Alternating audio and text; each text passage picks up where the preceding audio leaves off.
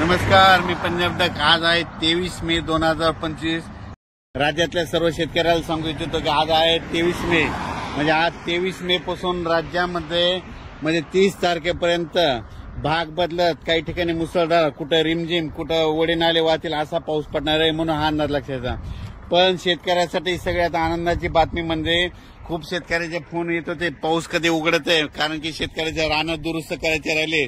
शेतकऱ्याची आनंदाची बातमी 1 आणि 2 जूनला सूर्यदर्शन होणार आहे, म्हणून खास करून शेतकऱ्याची आनंदाची बातमी. 24, 25, 26, 27, 28, 29, 30, 31 पर्यंत सगळ्या राज्यात महाराष्ट्रामध्ये भाग बदलत पडणार आहे, म्हणून हा अंदाज लक्षात घ्यायचा.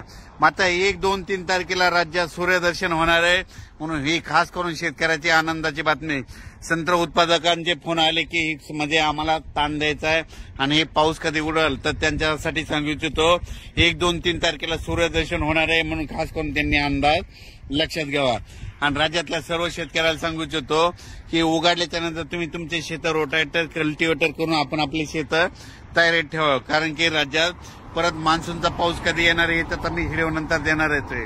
पण राज्यात मात्र 30 तारखेपर्यंत काही ठिकाणी मुसळधार पाऊस पडणार आहे, म्हणून हा अंदाज लक्षात घ्यायचा. आणि त्या मुसळधार पाऊस जिथं पडणार आहे, तुम्हाला एक सांगू इच्छितो की तो पाऊस सगळ्यात मुसळधार पडणार आहे मुंबईकडे पडणार आहे. म्हणजे मुंबईच्या सर्व जनतेने सतर्क राहण्याचे लक्षात घ्यायचं. त्याच्यानंतर साताऱ्याकडे जास्त मुसळधार पाऊस पडणार आहे, सांगलीकडे पडणार आहे, कराडकडे पडणार आहे, पुण्याकडे मुसळधार पडणार आहे, रायगडकडे मुसळधार पडणार आहे, पुन्हा त्याच्यामध्ये नगर जिल्हा संगमनेर भागाकडे देखील मुसळधार पडणार आहे. कोकणात सगळ्यात जास्त अतिवृष्टी होणार आहे. त्याच्यानंतर कोल्हापूरकडे मुसळधार पडणार आहे. सातारा त्या कोकण पट्टीमध्ये अति मुसळधार पाऊस पडणार आहे, म्हणून हा अंदाज लक्षात.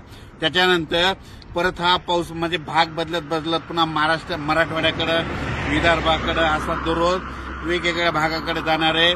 पण सगळीकडे 2-2 दिवस मात्र हजेरी लावणार आहे, म्हणून हा अंदाज लक्षात घ्यायचा. ज्या ठिकाणी जास्त पाऊस पडला नाही तिथं रिमझिम पाऊस पडणार आहे, कुठं निस्ते थेंबच येणार आहे, म्हणून हा अंदाज लक्षात घ्यायचा. या पावसामध्ये विजेचं प्रमाण जास्त आहे, वाऱ्याचं प्रमाण जास्त आहे. माझी सगळ्याला विनंती, विजा कडकडत असताना आपली पाळीव प्राणी झाडाखाली बांधू नका आणि तुम्ही देखील झाडाचा निवारा घेऊ नका. अचानक वातावरणात बदल झाला तर लगेच एक मेसेज दिला जाईल.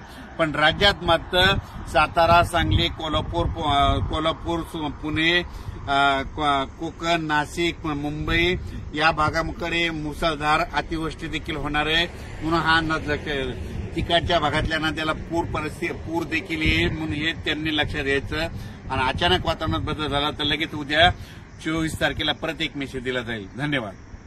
हे अंदाज लासूरकडे जात असताना दिलेला आहे, समृद्धी हायवे.